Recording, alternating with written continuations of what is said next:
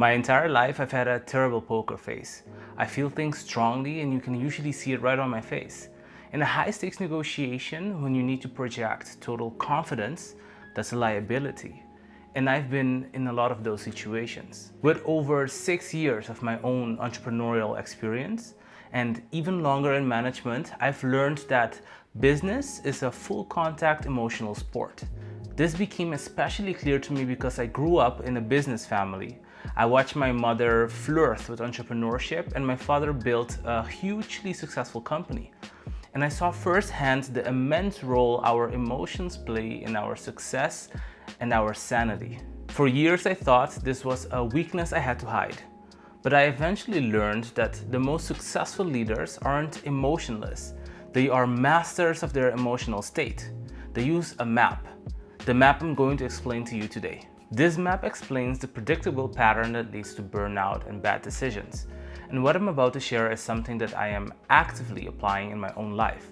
It has made an incredible difference, and I'm going to show you how to use it to move from wearing a fragile mask of control to developing a genuine mastery of your inner system. Have you ever felt completely hijacked by your own emotions in a high-stakes situation?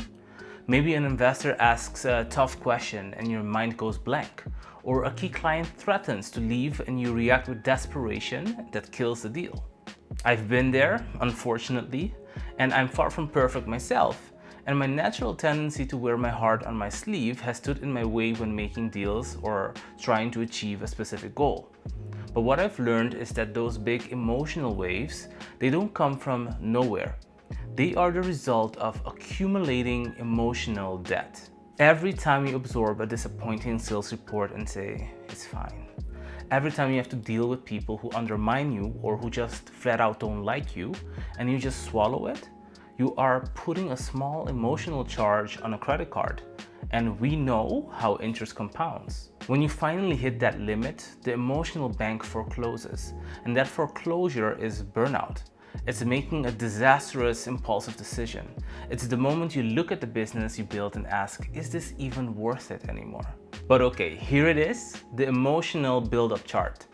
For a leader, understanding these three zones is the difference between proactive strategy and reactive damage control. First, at the bottom, you have the green zone. Think of this as the spark. This is the clean, raw data from the field. It's the flicker of concern when you see a dip in user engagement, or the pang of disappointment when a product launch underperforms. It's the flash of insecurity when a competitor announces a new round of funding. In the green zone, this emotion is simply market intelligence. It's a signal from your business. Here you have clarity, perspective, and the power to make smart strategic adjustments. But if you ignore that spark, you start climbing into the yellow zone, which I call the storytelling stage. In the yellow zone, the initial emotion is no longer just data. It becomes the main character in a negative story you start telling yourself. That dip in engagement, the story becomes that we're losing our edge, the market has moved on, or I've personally failed the company. The competitor's funding, the story becomes that they're going to crush us and we can't even compete anymore. In the yellow zone, your perspective narrows. You start seeing threats everywhere. Your cortisol spikes, you're no longer responding to a business metric. You're responding to a catastrophic story you've created about your own failure. And if you stay in that storytelling stage, you inevitably hit the red zone. This is the maxed out state. For a leader, the red zone is where careers and companies die. And it takes two forms. For some of us, it's the slow corrosion, founder burnout. You become cynical, you avoid crucial conversations, your strategic thinking becomes muddy and exhausted. You start quiet quitting your own company, and this feeling is even worse when it's not your own company. For others, it's the big explosion, the rash decision. It's firing a valuable employee or quitting your organization in a fit of anger. It's sending the all hands on deck email that demolishes morale. It's desperately accepting a bad term sheet from an investor because you're operating from a place of fear. Both forms of the red zone are the result of ignoring the signals all the way back in the green and yellow zones. Okay, so this is where the theory meets reality. What I'm about to share isn't from a textbook. And they are the 4 tools that I'm actively applying in my own life and businesses right now. They are the practical steps that have helped me deal with challenges, with difficult people, and with my own internal system. They've made an incredible difference. The first strategy is the daily strategic check-in. Schedule it like a meeting, twice a day, 90 seconds. Ask yourself, where am I on the map right now? Is there a green zone signal I need to analyze? Is a yellow zone story distracting me from my priorities? A leader who doesn't know their own state can't properly read the state of their business. The second strategy is to name the data to tame it. When you feel that green zone flicker, label it with business intelligence. Don't just say, I feel anxious.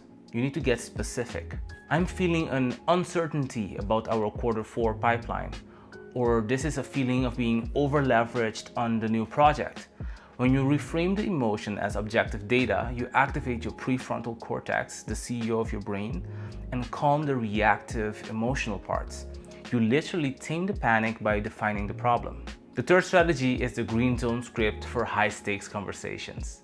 A bit of a mouthful, but the green zone is your point of maximum leverage. To address issues with co-founders, investors, or key staff, use the following script. The story I'm telling myself is blank. For example, to my co-founder.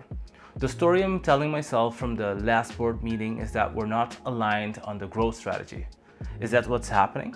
This is brilliant because it's non-accusatory. You're taking ownership of your perception and opening the door for a strategic, collaborative conversation, not a conflict.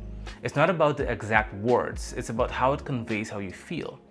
And initially it might feel weird to say, at least it was for me, but you'll get over it because it works. The fourth and the last strategy is proactive energy management.